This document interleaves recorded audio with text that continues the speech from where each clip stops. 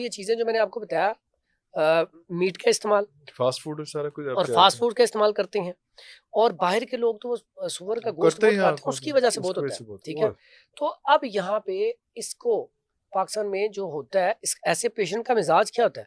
خشکی گرمی یا گرمی خشکی۔ اب صفرا بہت زیادہ پیدا ہو رہا ہے اور صفرا ادھر ہی رک رہا ہے۔ اب جب صفرا ادھر رک رہا ہے تو یہی اس کے رہنے کی جگہ ہے۔ صفرا کی ہے یہ بائل جگر جو پیدا کرتا ہے نا، بائل گرمی پیدا، اوہ اچھا، پیلی جھیلی جو ہوتی ہے، بالکل صحیح۔ اب وہ پیدا کرتا ہے، یہ اس کا گھر ہے، اب وہ ادھر رہتا ہے۔ اب ایسے پیشنٹ کو ہم کہتے ہیں کہ سب سے پہلے یہ چیزیں چھوڑیں گے، پھر آپ کو یہ نسخہ دیں گے تو آپ کا یہ مرض چلا جائے گا۔ نہیں تو اس کا سائیڈ افیکٹ کیا، اس کی علامات بڑی ڈینجرس ہیں اور اس کے نقصانات بڑے ڈینجرس ہیں۔ ایک تو آنتوں میں انفیکشن ہوگا، موشن جب آئے گا اکثر اوقات کئی لوگوں کو پیٹ میں درد ہو کے آئے گا، کچھ لوگ ہوتے ہیں بہت کم جن کو قبض ہوتی ہے، نہیں تو پخانہ ٹوٹ کے آتا ہے۔ اس سے بھی بڑا نقصان کیا ہے، ایسا پیشنٹ نا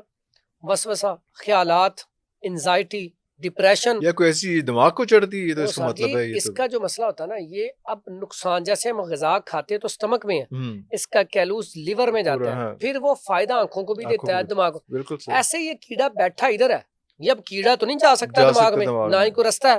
میں نے ایک جگہ پہ سنا تھا، ایک پوڈ کاسٹ میں نا، ایک وہ کہہ رہے تھے ساتھی، وہ جی کیڑا یہاں سے چلتا ہے دماغ میں پھرتا ہے، پھر وہ دیکھیں بلڈ میں کیڑا جان دے ہوتے مقصد کہنے کا کہ یہ کیڑا رہتا وہی ہے، نقصان ڈیمیج کرتا ہے دماغ کو کیسا نقصان کرتا ہے۔ میرے پاس ایک پیشنٹ نا لاہور میں ہی پیشنٹ تھا، وہ میرے بچہ تھا، وہ شاگرد تھا، اس کے بھائی کو یہ مسئلہ ہو گیا، وہ باہر آیا تھا دبئی سے، ادھر اس نے خوراک ساری اس کی تھی فاسٹ فوڈ، جنک فوڈ، اس طرح کی چیزیں۔ اب وہ آیا اتنا وہ ڈپریشن میں چلا گیا کہ وہ گھر سے باہر نہ نکلے، اور ساتھ کیا کہے اپنی بیوی، اس کی بیوی بیچاری روٹیاں پکا پکا تھک جائے، ایک دن میں 30 روٹیاں کھائے، اور لقمہ اس کے ہاتھ میں ہو، لقمہ ہاتھ سے چھوڑے تو وہ لڑ پڑے، واش روم جائے تو کہے دروازہ بند نہیں کرنا، دروازہ کھول کے واش روم بیٹھے، ڈر خوف اتنا آ گیا، سٹریس فیکٹر، اور یا والدہ کو کہ میرے پاس بیٹھ جائے، اٹھنا نہیں ہے، پھر وہ گھر سے باہر تو نکلا ہی نہیں۔ پھر اس نے مجھے فون کیا کہ سر جی 1.5-2 ماہ ہو گئے، ہم بڑی پریشان ہیں، اتنے پریشان ہیں، ہم نے وہ اس کا وہ چیک کروا لیا کہ اس کو جادو تو نہیں ہے، یہ کہنے لگا تھا یہ ساری علامات تو یہاں پہ تو ایسے ہی میرے پاس نا، چونکہ روحانیت بھی الحمدللہ میں علاج کرتا ہوں، تو اس میں بہت سارے کیس آتے ہیں جو یہی سمجھ کے آتے ہیں کہ صاحب سے دم کروائیں گے تو مسئلہ حل ہو جائے گا۔ روحانی